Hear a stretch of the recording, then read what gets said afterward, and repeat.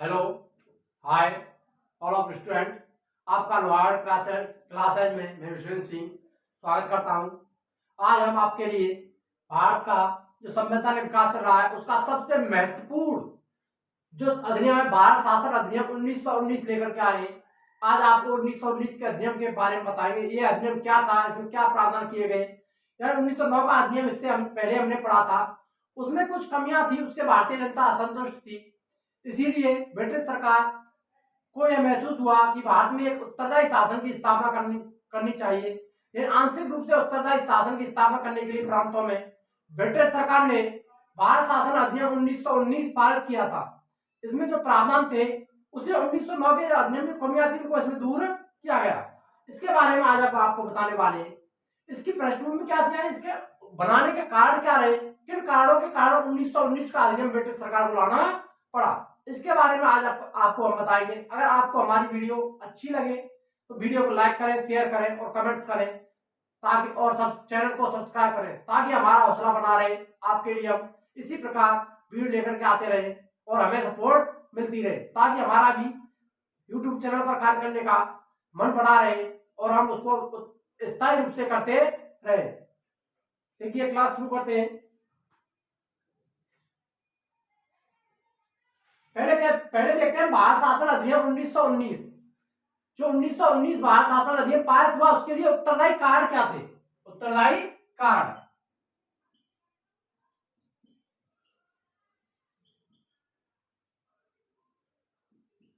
यानी किन कौन कौन से कारण थे जो ब्रिटिश सरकार को भारत शासन अधिनियम 1919 पारित करना पड़ा। इसके लिए देखिए, सबसे पहला जो कारण था 1909 के अधिनियम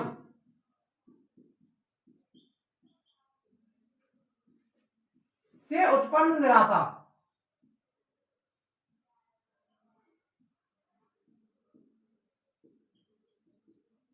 1919 के अधिनियम से उत्पन्न निराशा, यानी भारतीय जो जनता थी उसमें 1919 का अधिनियम पारित किया गया था, उसमें मताधिकार दिया गया मुसलमानों को, और मताधिकार बहुत सीमित वर्ग को ही दिया गया था। इसीलिए उससे उत्पन्न निराशा, यानी भारतीय जनता में क्या थी, निराशा उत्पन्न हो गई।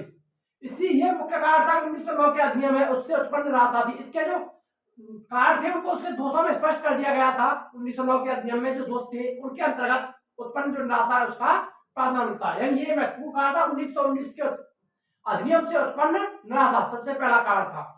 दूसरा कारण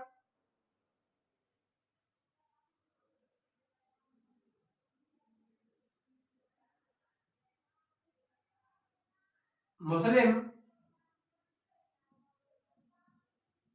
लीग व कांग्रेस के मध्य समझौता। मुस्लिम लीग और कांग्रेस के मध्य 1916 में एक समझौता हुआ, जिससे जो अनुदारवादी प्रवृत्ति के जो लोग थे वो भी ब्रिटिश सरकार यानी कांग्रेस के साथ आ गए और उन्होंने स्वराज या स्वशासन की मांग करना प्रारंभ कर दिया। राष्ट्रीय आंदोलन को प्रेरित जगाने का कार्य कर दिया। राष्ट्रीय आंदोलन में तीव्रता आ गई, यानी जो उसके साथ नहीं थे वो भी व्यक्ति उसमें मिल गए, कांग्रेस के साथ में मिल गए और स्वशासन की मांग करने लगे। इसी के तहत तीसरा कारण 1916 में कॉमू लीग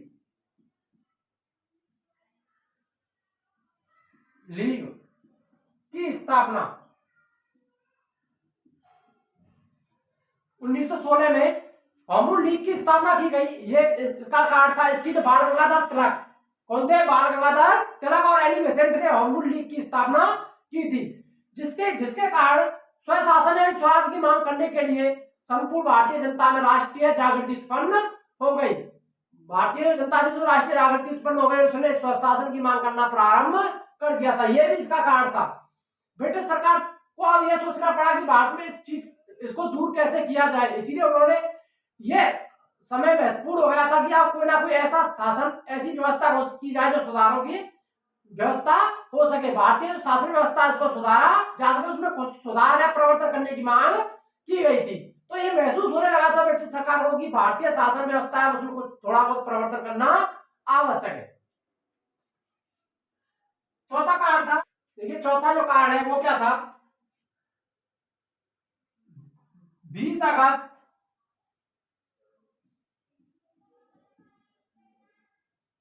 1917 की मॉन्टेग्यू घोषणा।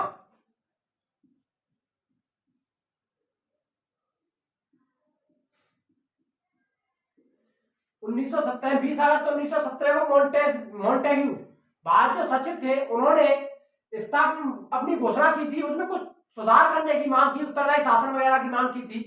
यह भी महत्वपूर्ण कारण था जिसके कारण ब्रिटिश सरकार को 1919 का अधिनियम लाना पड़ा। ये जो योजना मॉन्टेग्यू जो घोषणा थी उसी को आधार बना करके ब्रिटिश संसद में भारत परिषद अधिनियम है, यानी भारत शासन अधिनियम के रूप में ब्रिटिश संसद में एक विधेयक प्रस्तुत किया था मॉन्टेग्यू, और उस मॉन्टेग्यू ने उस विधेयक को ब्रिटिश सरकार द्वारा संसद में पारित करने के बाद उसे भारत शासन अधिनियम नाम दे दिया गया था। क्या नाम दे दिया गया? भारत शासन अधिनियम 1919 नाम दे दिया गया था। ये इसके कारण थे, इसी के कारण 1919 का अधिनियम ब्रिटिश सरकार को पारित करना पड़ा था। मॉन्टेग्यू घोषणा क्या थी? मॉन्टेग्यू घोषणा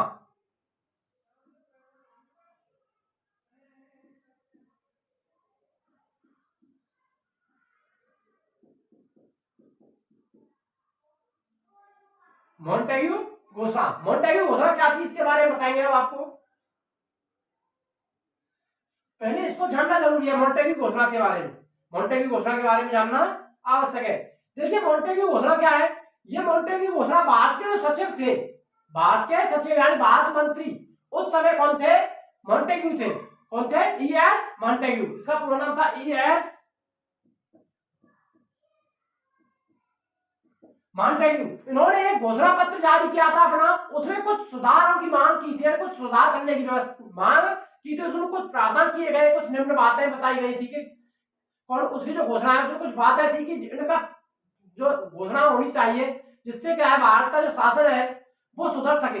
ये भारत के जो शासन में कुछ मांग की थी, उन्होंने परिवर्तन की मांग के लिए कुछ अपनी बातों को बताया था। उसके बारे में बताते कि मॉन्टेग्यू घोषणा क्या थी। देखिए मॉन्टेग्यू घोषणा के बारे में बताने जा रहे हैं आपको। मॉन्टेग्यू घोषणा 20 अगस्त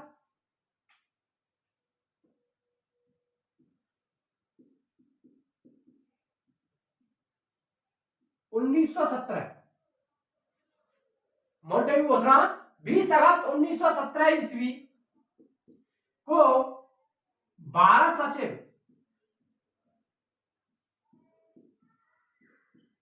सचिव या मंत्री कह सकते हैं, भारत मंत्री या सचिव मॉन्टेग्यू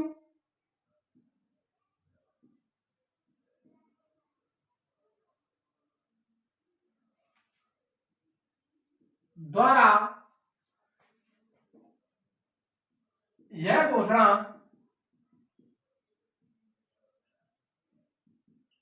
की गई थी। यानी मॉन्टेग्यू घोषणा कब की गई थी? 20 अगस्त 1917 को भारत सचिव यानी भारत मंत्री मॉन्टेग्यू द्वारा इस घोषणा को किया गया था। इसमें क्या प्रावधान थे, इसमें क्या बातें थी, इसके जो प्रावधान उसके बारे में बताते हैं।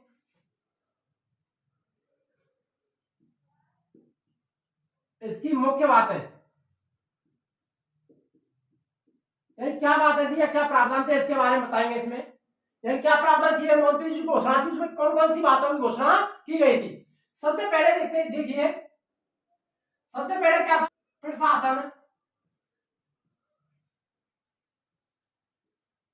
प्रशासन की प्रत्येक शाखा में प्रशासन की प्रत्येक शाखा में अधिकाधिक प्रशासन की प्रत्येक शाखा में अधिकाधिक भारतीयों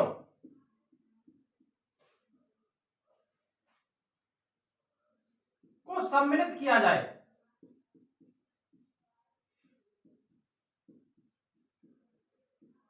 इसमें सबसे पहली बात कही थी कि जो प्रशासन है, भारत का जो शासन व्यवस्था है वो चलाई जा रही है, उसमें अधिक से अधिक भारतीय को शामिल करना चाहिए, यानी अधिक से अधिक भारतीय सदस्यों को शामिल किया जाना चाहिए। ये पहली बात थी इसके अंतर्गत।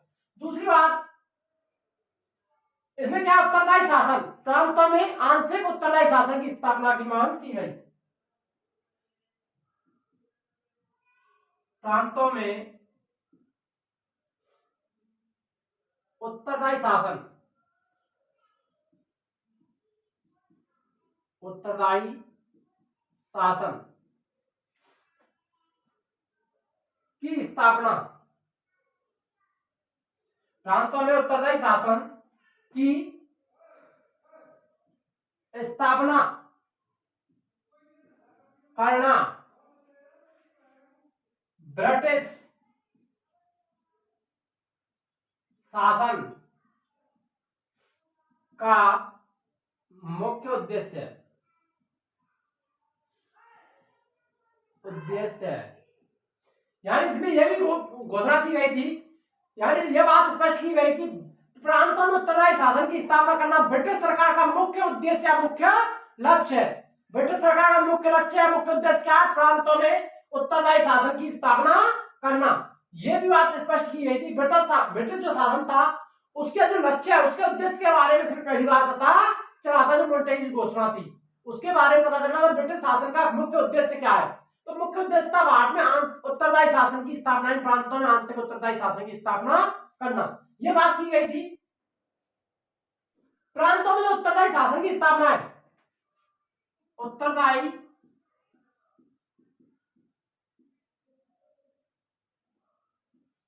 शासन की स्थापना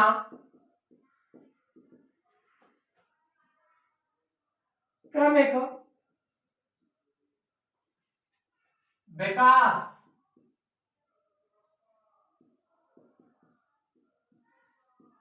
द्वारा ही संभव है। यानी इसमें तीसरी ये बात की गई थी कि उत्तरदायी शासन की स्थापना की तो की जाएगी, भारत में उत्तरदायी शासन की स्थापना की जाएगी, लेकिन किस प्रकार होगी? क्रमिक विकास द्वारा, यानी क्रमबद्ध तरीके से धीरे धीरे भारत में उत्तरदायी शासन की स्थापना की जाएगी। ये बात भी की गई थी। साथ साथ उत्तरदायी शासन की बात तो करी गई, लेकिन क्रमिक विकास शब्द को इसमें जोड़ दिया गया, इसका एक दोष था। क्रमिक विकास यानी क्रमबद्ध रूप से, यानी शासन तो होगा भारत का उत्तरदायी, परंतु क्रमबद्ध रूप से होगा। कैसे होगा? क्रमिक विकास के स्तर पर होगा।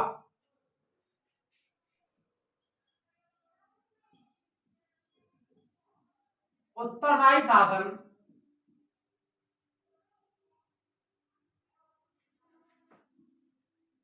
की दिशा में, उत्तरदायी शासन की दिशा में क्रमिक विकास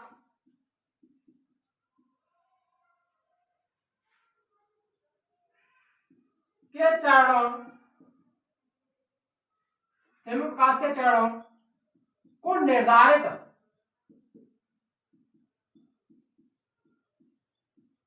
करने का अंतिम निर्णय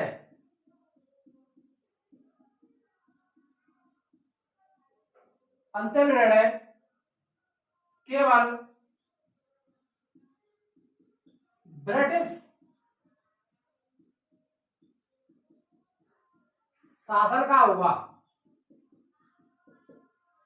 यानी ये बात भी कही गई थी कि उत्तरदायी जो शासन की दिशा है उसका जो क्रमिक विकास है किस प्रकार चरणों में, किस प्रकार से होगा, किन चरणों में निर्धारित होगा, इसका निर्धारण करने का जो दायित्व है वो किसका सौंपा गया था? ब्रिटिश शासन को ही सौंपा गया। ब्रिटिश शासन ही यह तय करेगा कि भारत में क्रमिक जो विकास है वो किस प्रकार हो रहा है, उसका अधिकार उत्तरदायित्व क्या है, किस प्रकार से भारत में शासन की स्थापना की जा रही है, उसको निर्धारित करने का अधिकार केवल ब्रिटिश शासन को ही सौंपा गया था। तो इसके लिए प्रावधान थे मोंटेग की घोषणा है। यही आगे चलकर मोंटेग की घोषणा भारत के शासन अधिनियम 1919 का आधार बनी थी, मुख्य आधार बनी थी। भारत शासन अधिनियम 1919, भारत शासन अधिनियम 1919 को लेते हैं।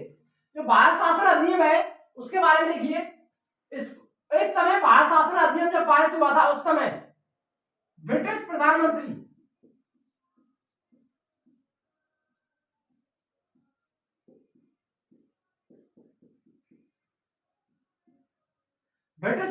कौन थे उस समय? देखिए, ब्रिटिश प्रधानमंत्री थे लॉर्ड जॉर्ज। ब्रिटिश प्रधानमंत्री कौन थे उस समय? Lord George. भारत शासन 1900 अधिनियम 1919 का अधिनियम जो पारित हुआ था उस समय ब्रिटेन का प्रधानमंत्री कौन थे? Lord George. भारत के वायसराय है या गवर्नर? भारत के वायसराय क्या कह सकते हैं? Governor general.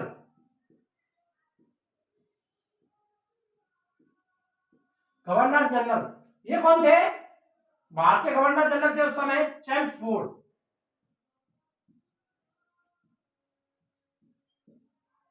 Chelmsford, Lord Chelmsford, इसका पूरा नाम था लॉर्ड चैम्सफोर्ड। देखिए लॉर्ड चैम्सफोर्ड भारत के वायसराय थे। कौन थे? वायसराय या गवर्नर जनरल थे। इसको याद रखना जरूरी है।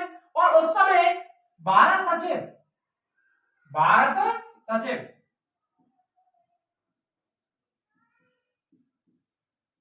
भारत सचिव थे या भारत मंत्री कौन थे?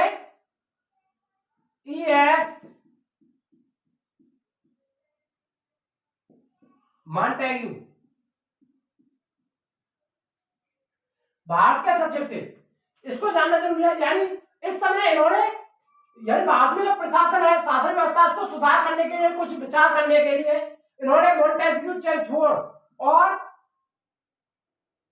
मॉन्टेग्यू ने, लॉर्ड मॉन्टेग्यू और चैम्सफोर्ड ने एक अधिनियम यानी सुधारों की एक श्रृंखला पारित की, एक सिफारिश की थी, एक विधेयक तैयार किया था जो ब्रिटिश संसद में भेजा गया। यानी भारत शासन विधेयक 1919, भारत शासन विधेयक 1919 8 फरवरी 1919 को ब्रिटिश संसद में पेश किया गया था। तब ब्रिटिश संसद द्वारा लॉर्ड सभा है उसने जो मॉन्टेग्यू चैम्सफोर्ड सुधार विधेयक था उस विधेयक को पारित कर उसे भारत शासन अधिनियम 1919 नाम दे दिया गया था। क्या नाम दे दिया गया? भारत शासन अधिनियम 1919। इसीलिए इस अधिनियम को, भारत शासन अधिनियम को मॉन्टेग्यू चैम्सफोर्ड सुधार, मॉन्टेग्यू चैम्सफोर्ड अधिनियम 1919 के नाम से भी जाना जाता है। मॉन्टेग्यू चैम्सफोर्ड सुधार अधिनियम 1919 के नाम से भी इसको जाना जाता है। कौन से अधिनियम को? 1919 का जो अधिनियम है उसे मॉन्टेग्यू चैम्सफोर्ड सुधार अधिनियम कहते हैं, क्योंकि उस समय भारत के वायसराय कौन थे? लॉर्ड चैम्सफोर्ड और भारत सचिव मॉन्टेग्यू थे। इन्होंने एक सुधारों की श्रृंखला पेश की थी, उसी को विधेयक पारित किया। उस विधेयक के आधार पर भारत शासन अधिनियम 1919 पेश किया गया। सुधारों की एक श्रृंखला थी भारत में, उसी के आधार पर इसके मॉन्टेग्यू चैम्सफोर्ड अधिनियम के नाम से भी इसको जाना जाता है। मॉन्टेग्यू चैम्सफोर्ड सुधार अधिनियम के नाम से इसको जाना जाता है। 1919 का जो अधिनियम है उसे किस नाम से जाना जाता है? मॉन्टेग्यू चैम्सफोर्ड सुधार अधिनियम। अब देखिए भारत सुधार अधिनियम 1919 या चैम्सफोर्ड सुधार अधिनियम 1919, इसके प्रावधान क्या थे इसके बारे में बता दें। इसकी विशेषताएं, विशेषताएं कह सकते हैं या प्रावधान कह सकते हैं।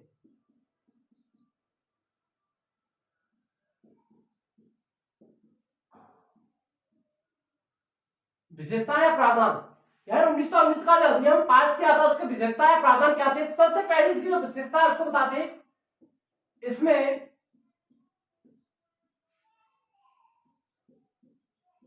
एक प्रस्तावना थी। यार 1919 का जो अधिनियम पारित हुआ था इसकी एक प्रस्तावना थी। क्या थी? इसकी प्रस्तावना तैयार की गई थी। भारतीय संविधान विकास के और स्वरूप को स्पष्ट करने वाला एक महत्वपूर्ण अधिनियम था। एक महत्वपूर्ण अधिनियम था। भारत का संविधान विकास उसके चरण या स्वरूप को प्रतिनिधित्वात्मक जो शासन प्रणाली है, प्रतिनिधित्वात्मक शासन प्रणाली उसको स्पष्ट करने वाला जो अधिनियम था 1919, इसकी स्वयं की एक प्रस्तावना थी। इसकी क्या थी? एक प्रस्तावना थी। क्या थी? इसकी प्रस्तावना थी। इसमें एक स्वयं प्रस्तावना तैयार की गई। यानी इसका प्रस्तावना क्या होती है? उसके संपूर्ण जो अधिनियम उसको स्पष्ट करने का सार था प्रस्तावना में। तो इसकी एक प्रस्तावना थी। दूसरी बात देखिए, दूसरी बात है प्रांतों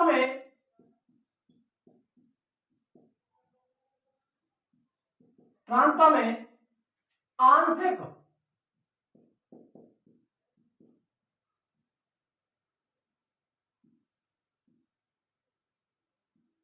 प्रांतों में आंशिक उत्तरदायी शासन की स्थापना की गई। इसका दूसरा प्रावधान क्या था? इस अधिनियम के द्वारा प्रांतों में आंशिक उत्तरदायी शासन की स्थापना की गई है। पूर्ण उत्तरदायी शासन नहीं दिया गया था, पूर्ण स्वशासन प्रदान नहीं किया गया था, आंशिक रूप से उत्तरदायी शासन की स्थापना हुई थी प्रांतों में। कहां हुई थी? प्रांतों में, ना कि केंद्र में। प्रांतों में आंशिक उत्तरदायी शासन की स्थापना की गई थी। दूसरी बात, तीसरा प्रावधान था द्वैध शासन।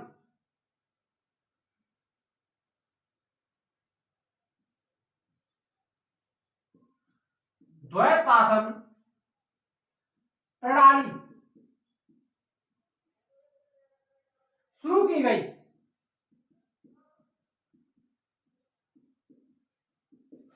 द्वैध शासन प्रणाली या द्वैध शासन व्यवस्था शुरू की गई।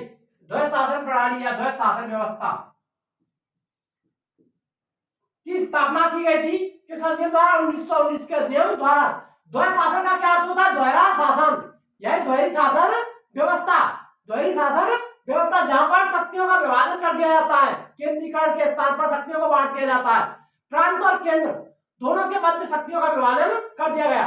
यहाँ पर क्या था? देखिए, प्रांतों में आंशिक उत्तरदायी शासन की स्थापना की गई थी, तो शक्तियों का विभाजन भी कर दिया गया, यानी शासन व्यवस्था को दो भागों में बांट दिया गया था, हस्तांतरित विषय और आरक्षित विषय।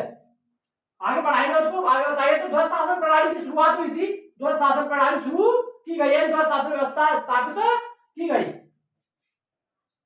आगे देखिए, द्वैध शासन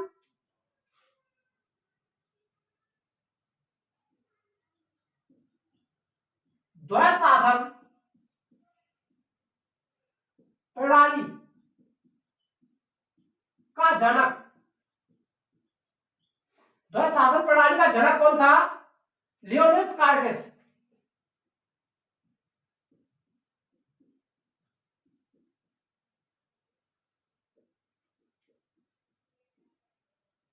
यानी जो द्वैध शासन प्रणाली शुरू हुई थी, उसका द्वैध शासन जो प्रणाली 1919 के अधिनियम में प्रारंभ की गई थी, तो उसका जो जनक माना जाता है, पिता माना जाता है, वो कौन था? लियोनिस कार्टेस को माना जाता है। किसको माना जाता है? लियोनिस कार्टेस को द्वैध शासन प्रणाली का जनक कहा जाता है।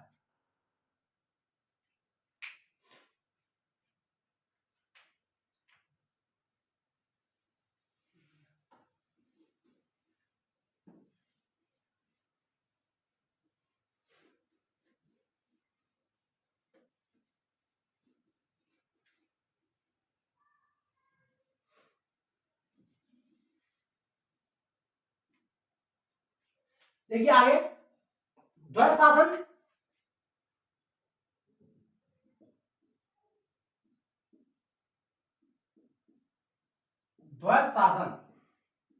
व्यवस्था,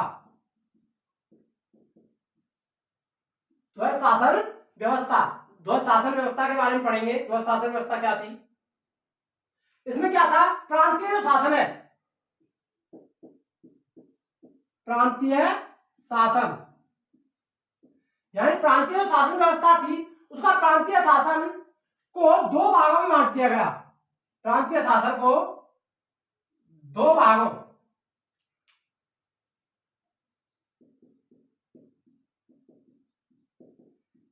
में विभाजित कर दिया गया या बांट दिया गया।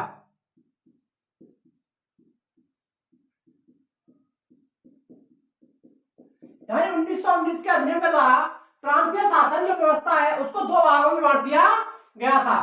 प्रांतीय शासन को कितने भागों में बांटा है? दो। तो दो भागों में बांटने की जो व्यवस्था थी उसी को द्वैध शासन व्यवस्था कहा जाता है। क्या कहा जाता है? द्वैध शासन व्यवस्था। इसमें प्रांतीय शासन को दो भागों में बांटा गया। इसका जो विषय थे देखिए, हस्तांतरित विषय, पहला है हस्तांतरित विषय, हस्तांतरित विषय। दूसरा लक्षित विषय, लक्षित कह सकते हैं या आरक्षित।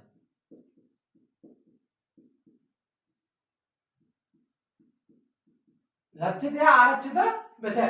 इस प्रकार दो भागों में बांटा गया था। प्रांतीय जो शासन है उसको दो भागों में बांट दिया गया। इन शक्तियों का विभाजन कर दिया गया। प्रांत में हस्तांतरित विषय कौन से होंगे और रक्षित विषय कौन से होंगे।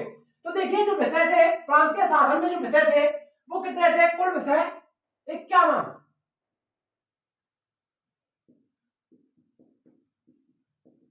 कुल विषय कितने थे? 51 विषय थे। कितने विषय थे? 51 विषय थे। 51 विषयों का विभाजन कर दिया गया था। क्या कर दिया गया था? 51 विषयों का विभाजन कर दिया गया। हस्तांतरित विषय और रक्षित विषय। हस्तांतरित विषयों में 22 विषय रखे गए। कितने रखे गए? 22। और रक्षित विषयों में रखे गए थे 29 विषय। कितने रखे गए थे? 29 विषय और 22 विषय, कुल 51 विषय थे। हस्तांतरित विषय जिनमें देखिए स्थानीय जो शासन है, ग्राम पंचायत जो वर्तमान में पढ़ते हैं, ग्राम पंचायत पंचायती राज जो शासन व्यवस्था है वो 1919 के अधिनियम के अंतर्गत किसमें मिलती थी? हस्तांतरित विषयों के अंतर्गत पाई जाती थी। तो देखिए इसमें स्थानीय स्वशासन, स्वशासन,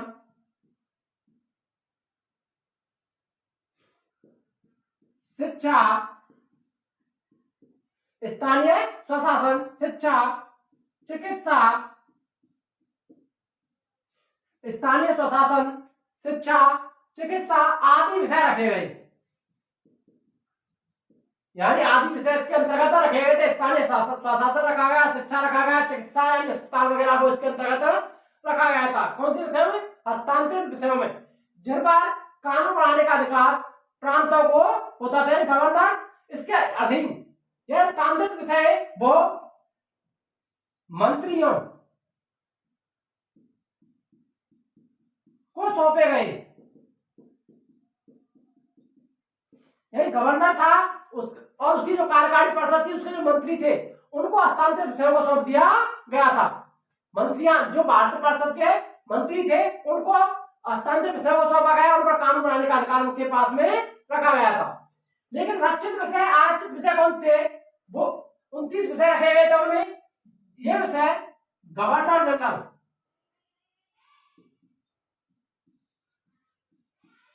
गवर्नर जनरल या वायसराय व उसकी कार्यकारिणी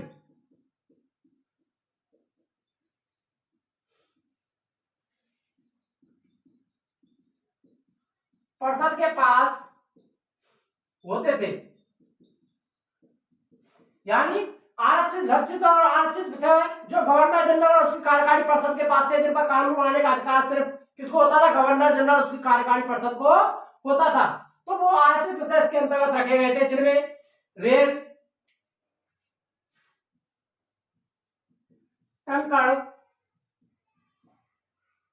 रक्षा, रेल, टंकण, रक्षा, पत्राचार, पत्राचार, कृषि,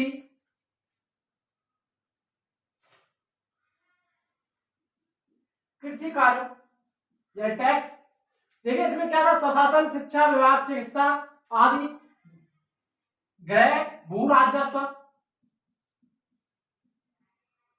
भू राजस्व, भू विकास आदि विषयों को रक्षित विषयों के अंतर्गत रखा गया था। तो ये विषय थे हस्तांतरित विषय जो शासन प्रणाली है। इसका जनक कौन था? लियोनिस कार्टेस। कौन था? लियोनिस कार्टेस। कुल विषय कितने थे प्रांतीय शासन में? उस समय 51 विषय थे, जिनको दो भागों में बांटा गया था। 22 हस्तांतरित विषय और 29 विषय आरक्षित विषय रखे गए थे। इनका विभाजन किया गया। इन पर जो कार्य है 22 हस्तांतरित विषय वो मंत्रियों को सौंपे गए थे, जिन पर कानून बनाने या उनको देखरेख करने का अधिकार किसका था? मंत्रियों का होता था। लेकिन आरक्षित विषय रखे गए थे, उन पर कानून बनाने और रक्षा करने का कार्य उत्तरदायित्व उसकी कार्यकारिणी और गवर्नर जनरल के पास रखा गया था। अवशिष्ट विषय केंद्र के पास रखे गए।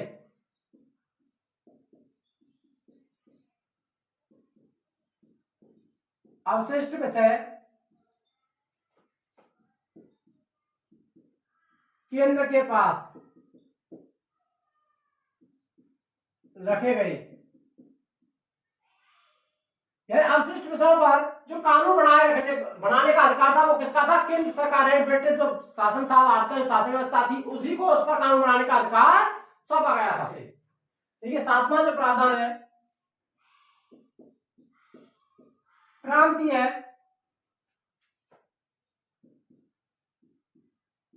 कार्यकारिणी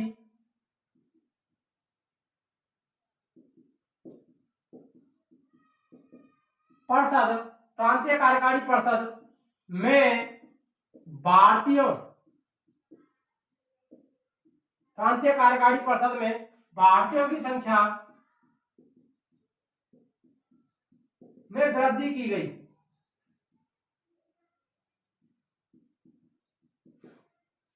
प्रांतीय जो कार्यकारिणी परिषद थी उसमें भारतीयों की संख्या, यानी जो भारतीय व्यक्ति है उनको शामिल करने की संख्या थी, उसमें वृद्धि कर दी गई।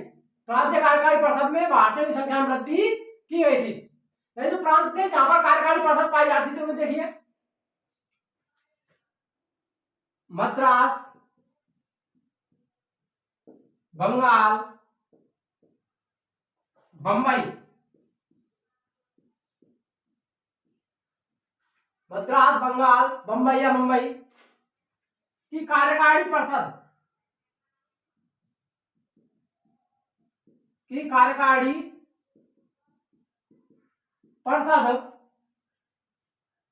बंगाल, मद्रास, मुंबई के जो प्रांत थे उनकी कार्यकारिणी परिषद के 4 सदस्यों, परिषद के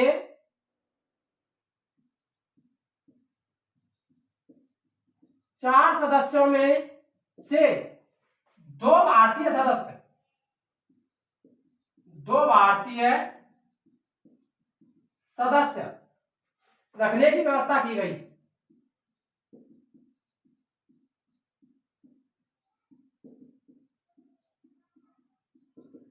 यही 4 प्रांतीय कार्यकारिणी परिषद थी। बंबई, मद्रास और बंगाल की कार्यकारिणी परिषद के जो 4 सदस्य होते थे उनमें कितने सदस्य थे? 4। और 4 में से 2 सदस्य कौन होंगे? भारतीय सदस्य शामिल होंगे। इन प्रांतों की कार्यकारिणी परिषद में 2 भारतीय सदस्य शामिल होंगे और शेष 6 प्रांत, शेष जो 6 प्रांत बचे थे, शेष 6 प्रांतों जिनमें कार्यकारिणी परिषद होती थी, शेष 6 प्रांतों जिनमें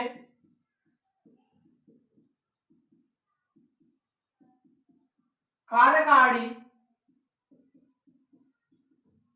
परिषद होती थी,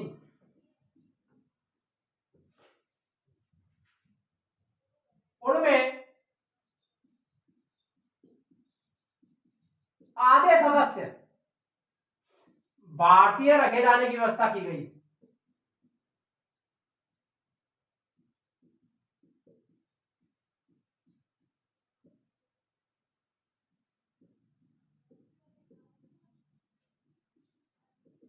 यानी उनमें जो सदस्य थे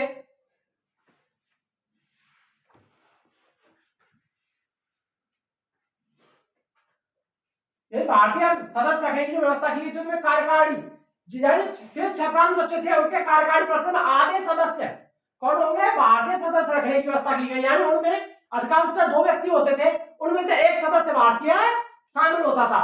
एक सदस्य कौन होता था? भारतीय व्यक्ति शामिल होता था। देखिए यानी जो भारतीय सदस्य शामिल करने की बात की गई थी, उन भारतीय सदस्यों का जो नियुक्ति की जाती थी वो ब्रिटिश जो भारत सचिव है उसकी सलाह पर ब्रिटिश शासन सम्राट द्वारा की जाती थी। जो भारत सचिव होता था उसकी सलाह पर भारतीय जो सदस्य थे उनकी नियुक्ति भारत सचिव की सलाह पर किसके द्वारा की जाती थी? ब्रिटिश सम्राट के द्वारा उन सदस्यों की नियुक्ति की जाती थी। आगे देखिए जो अगला प्रावधान है 8वां ऐसा है, इसमें क्या था? देखिए प्रांतीय जो परिषदों की संख्या है, प्रांतीय परिषद होती थी उनके सदस्यों की संख्या, प्रांतीय परिषदों के, प्रांतीय परिषदों के सदस्यों की संख्या में वृद्धि।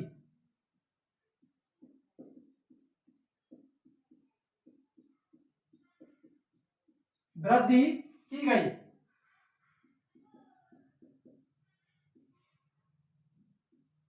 यानी प्रांतीय परिषदें होती थी, जो विधान परिषद थी, प्रांतीय विधान परिषद, उनके सदस्यों की संख्या में क्या कर दी गई थी? वृद्धि कर दी गई।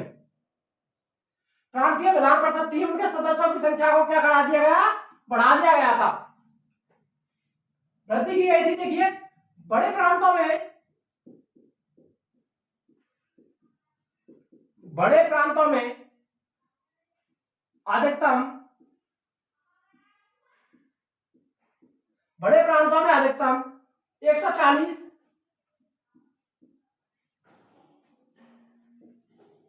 बस छोटे प्रांतों में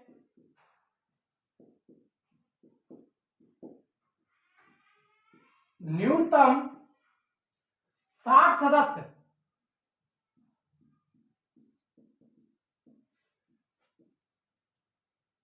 रखे जाने की व्यवस्था की गई।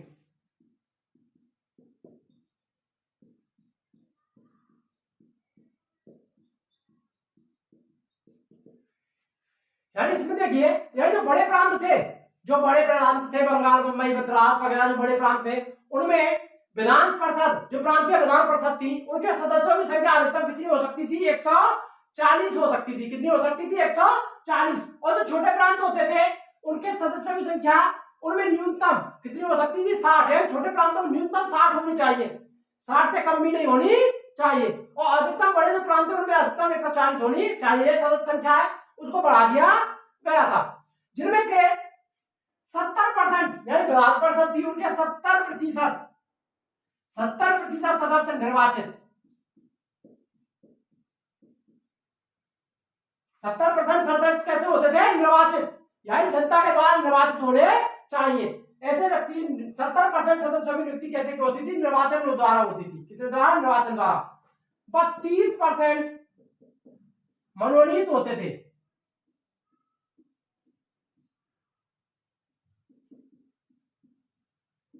70% तो निर्वाचित होते थे। कैसे होते थे? निर्वाचित होते थे। और 30% कैसे होते थे? 70 निर्वाचित और 30% मनोनीत सदस्य को विधान परिषदों में शामिल किया जाता था। जो प्रांतीय विधान परिषद की उनमें शामिल किया जाता था।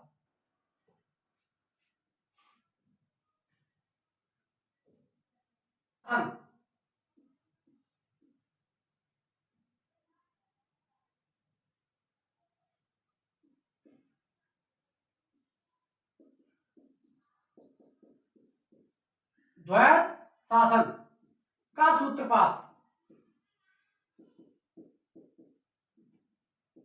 द्वैध शासन जो व्यवस्था है, द्वैध शासन प्रणाली है, उसका सूत्रपात 1 अप्रैल 1921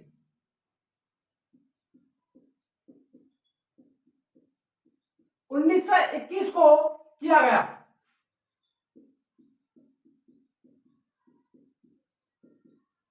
कब किया गया था? द्वैध शासन का सूत्रपात है, द्वैध शासन जो प्रणाली है वो कब शुरू हुई थी भारत में?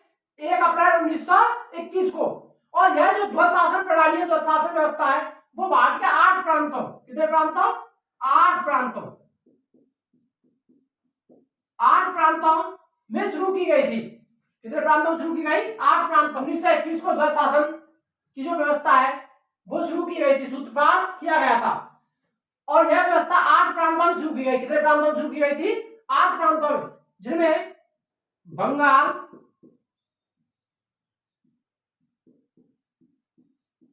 बिहार, असम,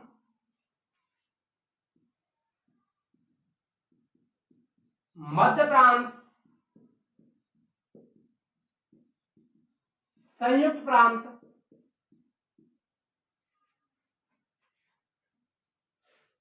बंगाल, बिहार, मध्य प्रांत, संयुक्त प्रांत, बंबई,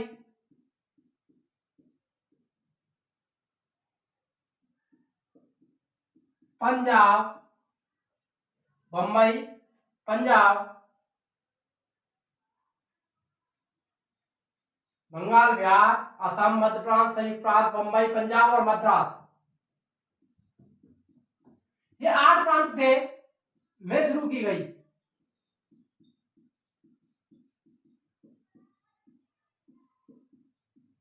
यही भारत के जो 8 प्रांत थे, बंगाल, बिहार, असम, मध्य प्रांत, संयुक्त प्रांत, बंबई, पंजाब और मद्रास में ध्वज शासन जो व्यवस्था है उसको शुरू किया गया था 1 अप्रैल 1921 को। कब शुरू किया? 1 अप्रैल 1921 को किया गया था।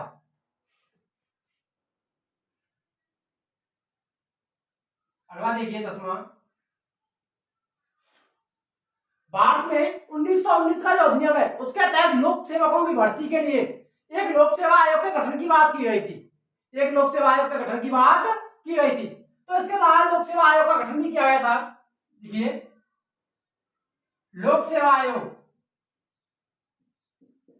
लोक सेवा आयोग के गठन का प्रावधान किया गया।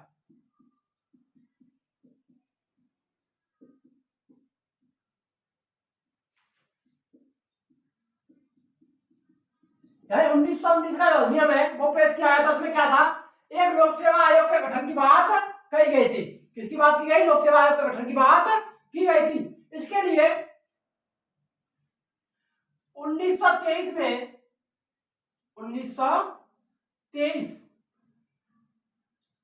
1923 में ली आयोग का गठन किया गया।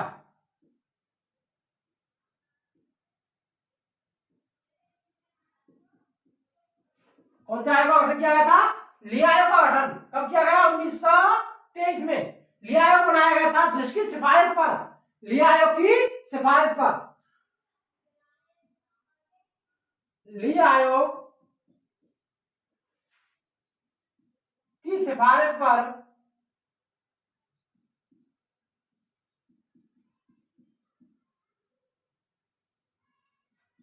1926 में, कब? 1926 में लोक सेवा आयोग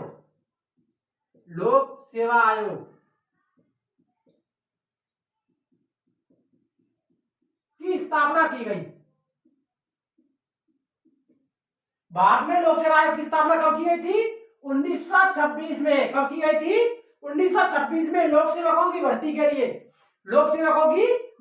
भारत में 1926 में एक लोक सेवा आयोग की स्थापना की गई थी। किस आयोग की सिफारिश पर की गई थी? ली आयोग की सिफारिश पर। किसकी सिफारिश पर? ली आयोग की सिफारिश पर। 1919 का जो अधिनियम है इसमें पहली बार, 1919 के अधिनियम में पहली बार केंद्रीय बजट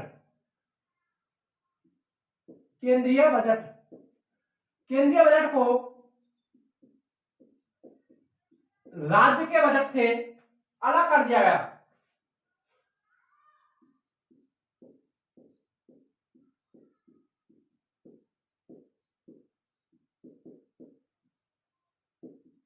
किया गया। यार 1919 का जो अधिनियम है वो पास किया गया था। तब क्या था? केंद्रीय जो बजट है, केंद्रीय बजट को राज्य के बजट से अलग कर दिया गया था। क्या कर दिया गया था? अलग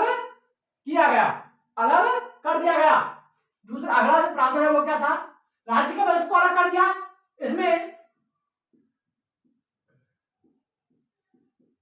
राज्य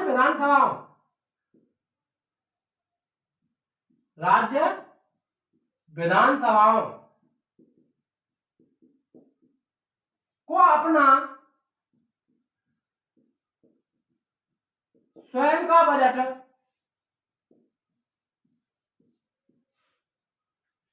बनाने के लिए या पेश करने के लिए अधिकृत कर दिया गया। यह अधिकार दे दिया गया।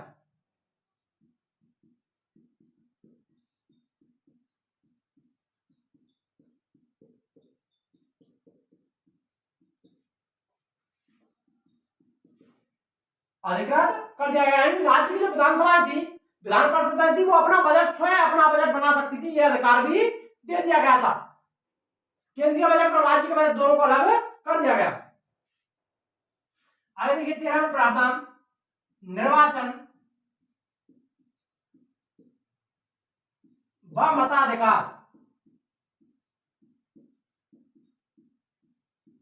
निर्वाचन व मताधिकार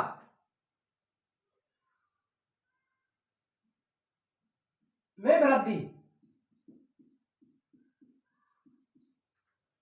निर्वाचन और मताधिकार में भी वृद्धि की गई थी। इसमें क्या था, 1919 का जो अधिकार है,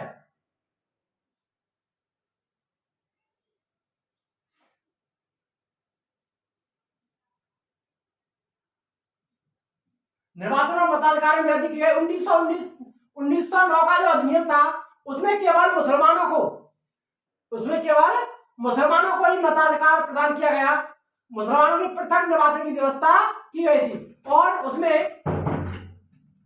जमींदार, साहूकार और कुछ जो कर देने वाले व्यक्ति थे उन्हीं को मताधिकार प्रदान किया गया। बहुत कम वर्ग को ही मताधिकार प्रदान किया गया था। तो इस 1919 के अधिनियम द्वारा निर्वाचन और मताधिकार में वृद्धि की गई।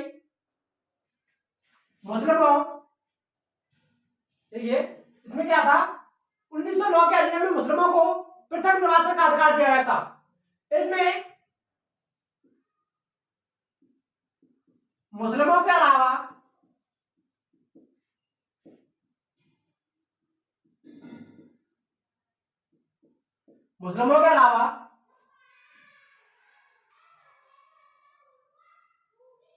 सिखों,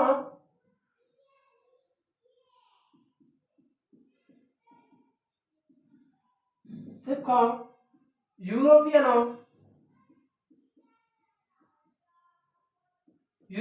सिखों, भारतीय ईसाइयों,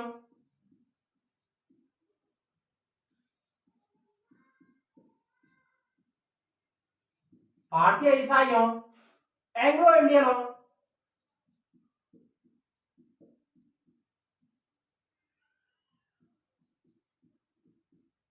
एंग्लो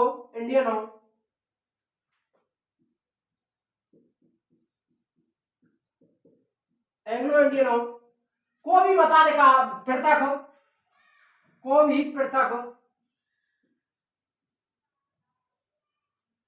प्रतिनिधित्व,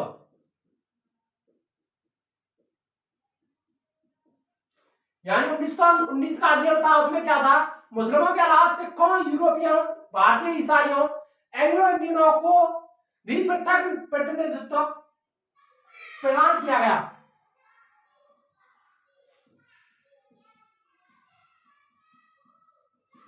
यानी पहले क्या था, 1909 का जो अधिनियम है उसमें केवल मुसलमानों को पृथक अलग से निर्वाचन के अधिकार दिए गए थे, परंतु यहाँ पर यूरोपियनों, ईसाइयों, भारतीय जो ईसाई थे उनमें और एंग्लो इंडियन और सिखों को अलग से पृथक प्रतिनिधित्व प्रदान कर दिया गया। वो भी अपने संप्रदायों से अलग से अपने प्रतिनिधि चुन सकते थे।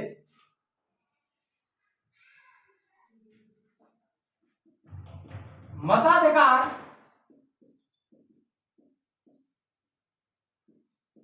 में वृद्धि कर 10%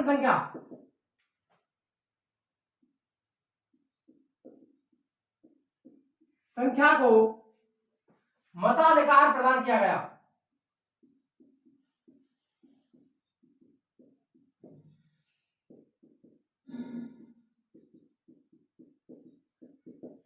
यानी 1909 का अधिनियम था उसमें बहुत कम जनसंख्या को ही मताधिकार दिया गया था, परंतु यहाँ पर मताधिकार में वृद्धि करके मताधिकार को 10% जनसंख्या को मताधिकार प्रदान कर दिया गया। मताधिकार में वृद्धि कर दी गई, उसको बढ़ाकर कितना कर दिया, 10% कर दिया गया था। और मताधिकार संपत्तिशाली वर्ग को ही प्रदान किया गया था, संपत्तिशाली वर्ग को प्रदान किया गया था। इसमें स्त्रियों को मताधिकार प्रदान नहीं किया गया।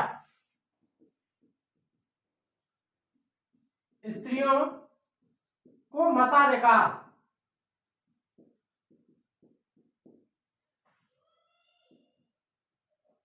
प्रदान नहीं किया गया। 1919 का जो अधिनियम है उसमें स्त्रियों के लिए कोई मताधिकार प्रदान नहीं किया गया था, स्त्रियों को मताधिकार का अधिकार नहीं था, निर्वाचन का अधिकार नहीं दिया गया था। देखिए इसमें सत्ता का विकेंद्रीकरण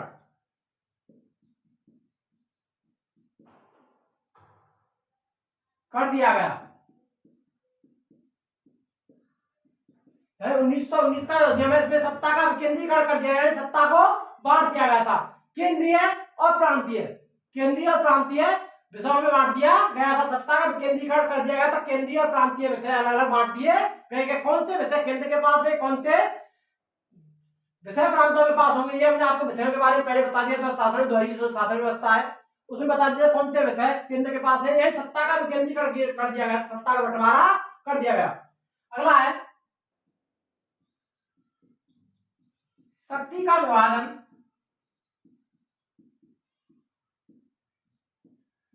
व संघ जैसी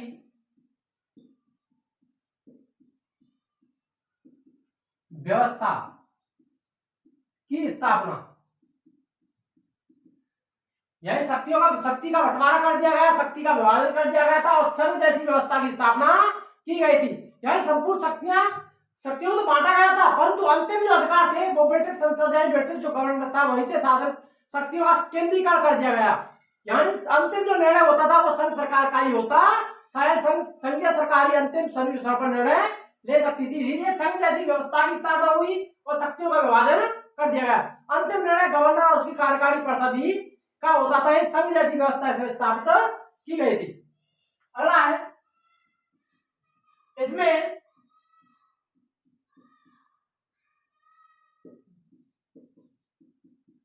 देश में संसदीय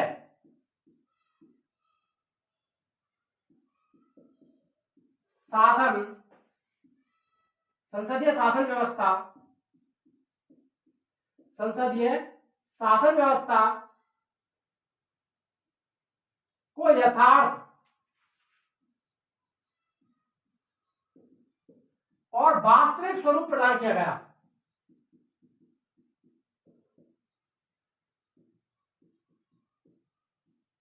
वास्तविक स्वरूप प्रदान किया गया। यही भारतीय संसदीय व्यवस्था है उसको इसमें यथार्थ और वास्तविक रूप से स्पष्ट कर दिया गया था। यथार्थ और वास्तविक रूप में स्पष्ट किया गया। जो संसदीय शासन व्यवस्था है उसका वास्तविक स्वरूप स्पष्ट हुआ था किस अधिनियम में? 1919 के अधिनियम में। आगे देखिए इसमें क्या था, केंद्र में अनुत्तरदायी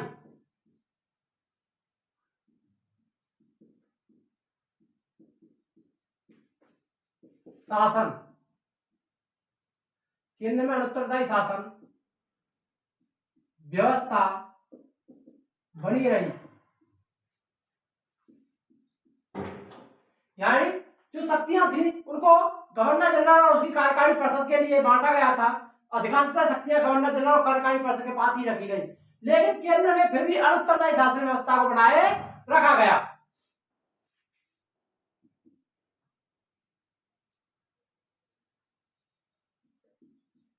केंद्रीय कार्यकारिणी परिषद, यह जो केंद्रीय कार्यकारी परिषद होती थी उसमें केंद्रीय कार्यकारी परिषद में भारतीय सदस्यों की संख्या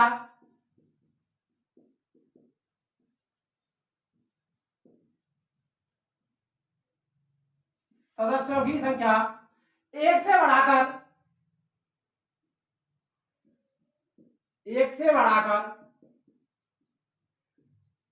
3 कर दी गई। यानी इस अधिनियम के द्वारा केंद्रीय कार्यकारी परिषद थी उसमें भारतीय सदस्यों की संख्या को 1 से बढ़ाकर कितना कर दिया गया? 3। पहले क्या गवर्नर जनरल की कार्यकारी परिषद में एक भारतीय सदस्य यानी विधि सदस्य के रूप में शामिल किया जाने लगा था, लेकिन इस संख्या को बढ़ाकर के 3 कर दिया गया और उन व्यक्तियों को अधिकांशतः विधि संबंधी कार्यों पर ही अधिकांशतः उन व्यक्तियों को नियुक्त किया जाता है। कानून से संबंधित कार्यों को या विभागों को सौंपा जाता था। तो कार्यकारी परिषद में भारतीयों की संख्या को बढ़ा दिया गया था किस अधिनियम द्वारा? 1919 के अधिनियम के द्वारा।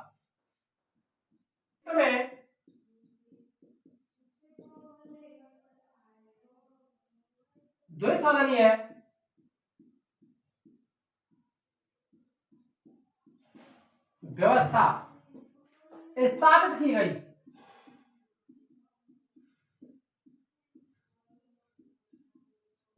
यानी 1919 के अधिनियम के द्वारा केंद्र में द्विसदनीय शासन व्यवस्था को स्थापित कर दिया गया। यानी दो सदन बना दिए गए थे केंद्र में, उच्च सदन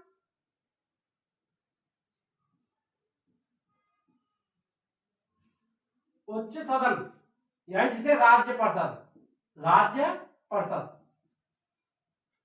उच्च सदन कौन था? राज्य परिषद। उच्च सदन राज्य परिषद जिसका कार्यकाल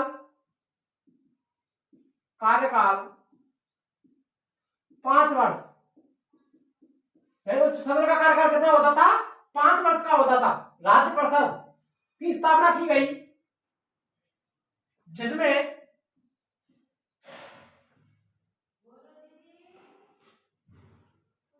जिसमें 60 सदस्य। कितने सदस्य होते थे उच्च सदन में? ये राज्य परिषद में सदस्यों की संख्या कितनी होती थी? 60 सदस्य होते थे। 60 सदस्यों की व्यवस्था की गई। उच्च सदन को कार्यकाल 5 वर्ष का कार्यकाल दिया गया और 60 सदस्यों की संख्या निश्चित की गई। दूसरा सदन कौन था? निम्न सदन। एक उच्च सदन राज्य परिषद, दूसरा निम्न सदन जिसे केंद्रीय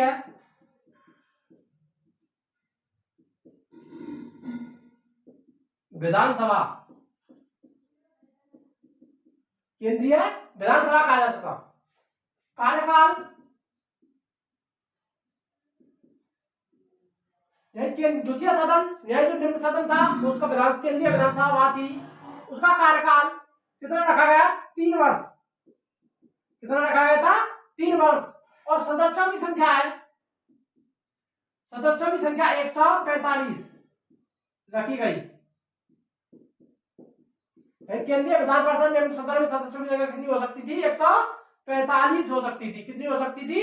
145 हो सकती। 1773 का रेगुलेटरी एक्ट और 1792 का जो परिषद अधिनियम पारित किया गया था उसके द्वारा क्या था? भारत परिषद और भारत सचिव जो होते थे उनके जो सदस्यों का जो वेतन भत्ते हैं उनको दिया जाना भारतीय राजकोष से प्रदान किया जाता था। उनके जो वेतन भत्ते वो कहां से दिए जाते थे? भारतीय राजकोष से दिए जाते थे 1919 तक। जब ये 1919 का अधिनियम आया तो उनके वेतन भत्ते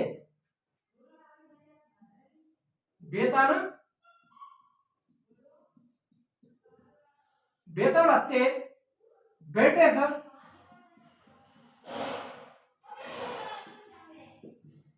कोष से दिए जाने लगे। यानी भारत परिषद और भारत सचिवालय था, उनके सदस्यों के वेतन भत्ते वगैरह थे उनको कहां से दिया जाने लगा? अब सभी जो सदस्यों का वेतन भत्ते ब्रिटिश कोष से दिए जाने लगे, ब्रिटिश खजाने से दिए जाने लगे। पहले ये वेतन भत्ते भारतीय राजकोष से दिए जाते थे। आगे भारत शासन पर गृह सरकार का नियंत्रण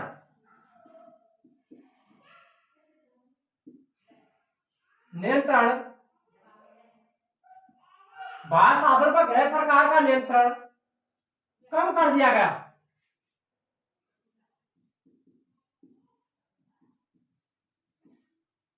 यही गृह सरकार जो ब्रिटेन से शासन, इसमें गृह सरकार में क्या था? ब्रिटिश सम्राट, ब्रिटिश शासन व्यवस्था, ब्रिटिश संसद, वायसराय, गवर्नर जनरल की कार्यकारी परिषद, भारत परिषद, इन्हीं को गृह सरकार के नाम से जाना जाता था।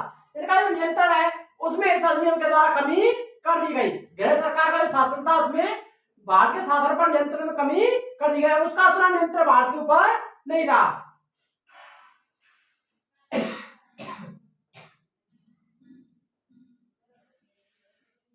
भारत परिषद में परिवर्तन, यह भारतीय परिषद थी, भारतीय विधान परिषद, उसमें परिवर्तन कर दिया गया। उसमें कम से कम 8 सदस्य और अधिक से अधिक बार है, अधिक से अधिक 12 सदस्य हो सकते थे। यानी भारत जो परिषद थी उसमें परिवर्तन कर दिया गया, कम से कम 8 सदस्य से अधिक 12 सदस्य रखे गए। इसके जो सदस्य उनका जो निर्वाचन के लिए यह शर्त रखी गई कि जो भी सदस्य इसमें निर्वाचित किए जाएंगे उनको कम से कम भारत में 10 वर्ष तक रहे हो, कम से कम भारत में 10 वर्ष तक का समय उन्होंने व्यतीत किया गया हो। ऐसे व्यक्तियों को इसमें निर्वाचित कर दिया जाता था, ऐसे व्यक्तियों को इसमें निर्वाचित किया जाता था। और भारतीय जो विधान परिषद है उसका जो कार्यकाल है, कार्यकाल 7 वर्ष से घटाकर 5 वर्ष कर दिया गया। कितना कर दिया गया था? 5 वर्ष। यानी कार्यकाल है भारत परिषद का, वो कार्यकाल पहले 7 वर्ष का होता था, उसको घटा करके इस अधिनियम द्वारा 1919 के अधिनियम द्वारा 5 वर्ष कर दिया गया था। कितना कर दिया गया था? 5 वर्ष कर दिया गया था। अब देखते हैं नरेश मंडल। आगे क्या था? इसमें नरेश मंडल की स्थापना की गई।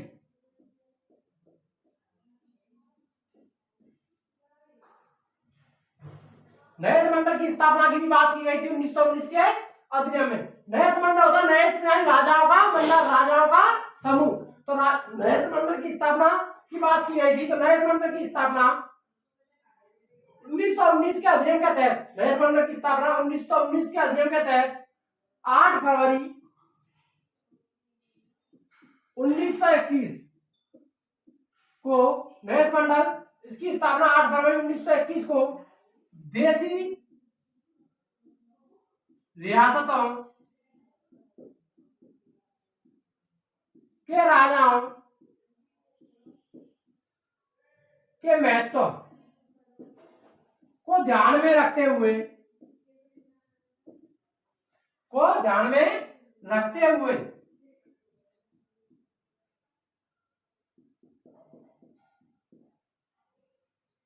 दिल्ली में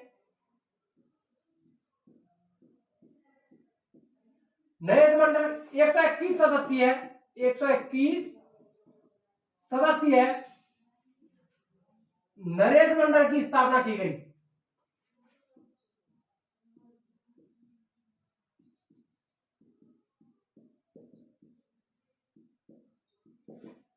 यानी 8 फरवरी 1921 को, 8 फरवरी 1921 को देशी जो रियासतों में जो राजा थे उनके महत्व को ध्यान में रखते हुए ही ब्रिटिश सरकार द्वारा एक नरेश मंडल की स्थापना की बात की गई। तो नरेश मंडल की स्थापना दिल्ली में 121 सदस्यीय नरेश मंडल की स्थापना की गई थी। कितने सदस्य इसमें नरेश मंडल में? 121 सदस्य शामिल होते थे। कितने सदस्य शामिल होते थे? 121 सदस्य। कितने थे? 121 सदस्य, जिनमें 12 कम महत्व की रियासत थे उनके सदस्यों को शामिल किया गया। 109 मुख्य जो रियासतें थी उनके शासक थे और 12 जो सदस्य थे वो कम महत्व की रियासतों के सदस्यों को शामिल किया गया। इसका प्रधान, नरेश मंडल का प्रधान वायसराय होता था। कौन होता था? नरेश मंडल का प्रधान कौन था? वायसराय। नरेश मंडल का प्रधान कौन था? वायसराय। नरेश मंडल का प्रधान वायसराय था। कौन था? वायसराय। और बीकानेर के महाराजा गंगा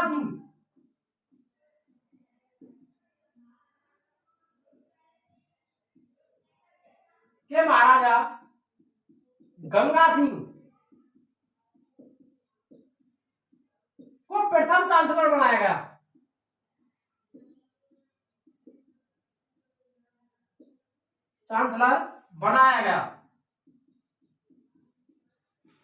यानी प्रथम चांसलर, नरेश मंडल के प्रथम चांसलर कौन थे? बीकानेर के महाराजा गंगा सिंह। बीकानेर के महाराजा गंगा सिंह इसके प्रथम चांसलर बने थे। नरेश मंडल के प्रथम चांसलर कौन थे? महाराजा गंगा सिंह। यह एक परामर्शदात्री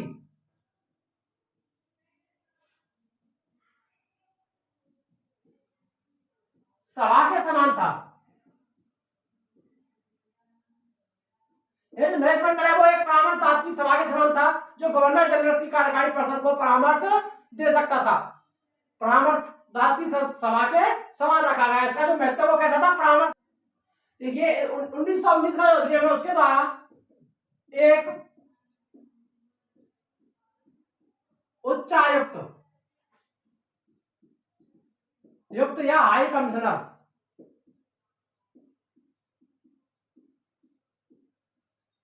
की नियुक्ति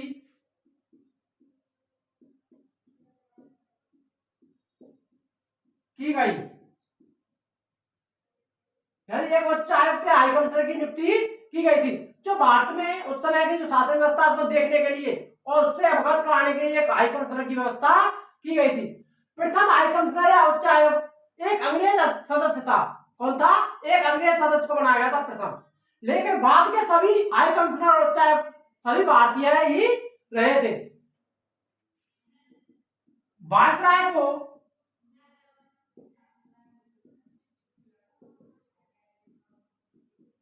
आपातकाल काल में अध्यादेश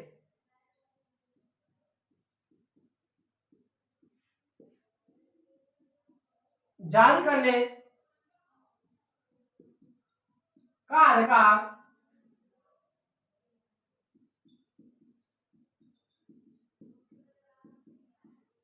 दिया गया था। यह 1919 का अधिनियम है, उसके द्वारा वायसराय को अध्यादेश जारी करने का अधिकार दिया गया था। यहाँ पर हमारा जो अधिनियम है समाप्त होता है। अगर वीडियो अच्छी लगी हो तो वीडियो को लाइक करें और चैनल को सब्सक्राइब करें।